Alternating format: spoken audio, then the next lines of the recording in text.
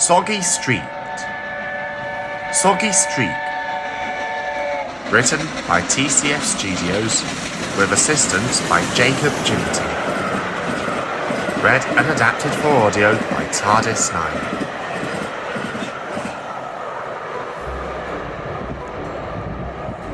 9. Gordon sat at Crovan's gate one day. The express had been lighter than usual, but even so he was still pleased to have a rest at the station. He had just shut his eyes when an ear-piercing whistle cracked through the air. Gordon winced as a silver streak glided smoothly into the platform beside him. "Well, well, looky who we have here," Spencer smirked slyly, pulling to a halt. "Hope those eyes looky your way," Gordon hissed. "I'm not in the mood for your shenanigans, seeing as what happened last time." "Au contraire," Spencer cut in abruptly. "I prefer the use of my water scoop nowadays." "Your what?" Gordon asked wide-eyed. "Huh, I should have assumed you Sodor engines wouldn't understand," Spencer said laconically. "You see, on the mainland, there are water troughs on the stretches of the main line. One lower of my scoop and I can refill my tender without stopping." "What about the water towers?" Gordon asked, raising an eyebrow. "I used to not like using my scoop, so I tried not to. It was only until the incident happened I started using it again."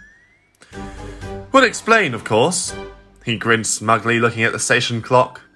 "Why, I'm 20 minutes early. Although I'm just saying that as if I need the troughs to be early." Gordon rolled his eyes as Spencer puffed speedily away.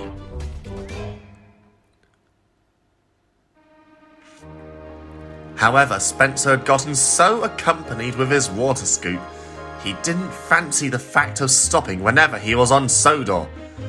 "You're getting low on water," his driver called. "I'll manage," Spencer called back. "Oh, no you don't. I'm not letting you get stranded again because you want to get cocky." Spencer sniffed. He pulled into Wellsworth, where they stopped for a drink at the tower. "I'd never have to stop in the mainland to get water. I wouldn't have been fitted with a scoop if I was just to stop at a water tower anyways. Ridiculous." "Well, you aren't on the mainland now, are you?" said Duck cheekily. Spencer eyed the tank engine in a nearby siding. "I don't see what you're so worked up about. Back in the Great Western, water troughs were all fine and dandy, however most of the tender engines much prefer the ability to stop and rest for a drink." "From what I heard, you're the one who ran out of water," Duck continued. "I would have thought you'd cherish a drink once in a while." "It happened once," Spencer snapped. "And besides, with my large tender and scoop, I don't need to worry about any mishaps like that anymore." "Suit yourself," Duck replied. Spencer huffed indignantly, and once his tender was refilled, he steamed away. He continued down the line, but everywhere he went, engines would whistle at him in a mocking way. Spencer was getting more and more heated. Next day, Spencer was making his way to Sodor, still fuming. Those engines, no respect for their higher-ups and over something so dismal as water. Well, I'll show them. As Spencer passed the trough, his fireman lowered his scoop. His tender quickly filled up with water. However, Spencer had a plan. Further down the line, Spencer called to his crew. "Oh, I'm thirsty. Give me a drink, please." "But you just had one," his fireman said. "Then why am I so thirsty?" Spencer asked in a pant. Spencer's fireman thought nothing of it and lowered the scoop at the next trough. Spencer formed a devious smile. He was just thinking how clever his plan was when it happened. Whoosh! Big cloud of water shot up and over from under his tender. It splashed up and into the cab and into Spencer's fire. Whoa! Spencer groaned as he rolled helplessly to a halt. The Duke and Duchess and Spencer's crew stepped out like wet dogs and waddled their way to the front of the train. "What's happened to me?" Spencer squeaked meekly.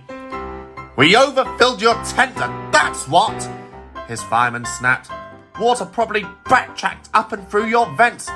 I should have known that you lied about being thirsty." Spencer blushed and looked sadly at his buffers. "Well, Spencer," the Duke said sternly, wringing out his hat, "it appears even with a scoop you still have bad luck with water. Although never thought you'd manage to get stuck even with a full tender. It's a shame our window had to be open for it. Another engine must take us while your firebox gets dried out. I hope then you can learn how to take on water properly." A diesel soon arrived and pulled Spencer to Vickerstown. "Well, well, looky who we have here," called a voice. Spencer gulped. He knew that voice. "Well, Spencer," Gordon laughed. "It looks like you did have to stop with your silly troughs after all. I guess water really isn't your thing." Spencer turned a bright red and shut his eyes, pretending not to hear anything. "What was that about being on time, even if you did have to stop? It looks to me like you're 20 minutes late. Oh dear, oh dear." Suddenly, Gordon's guard blew their whistle. "Oh, that's my whistle. I must go. I'll try and keep myself dry and on time for my journey." And he chortled away, leaving Spencer in bad waters.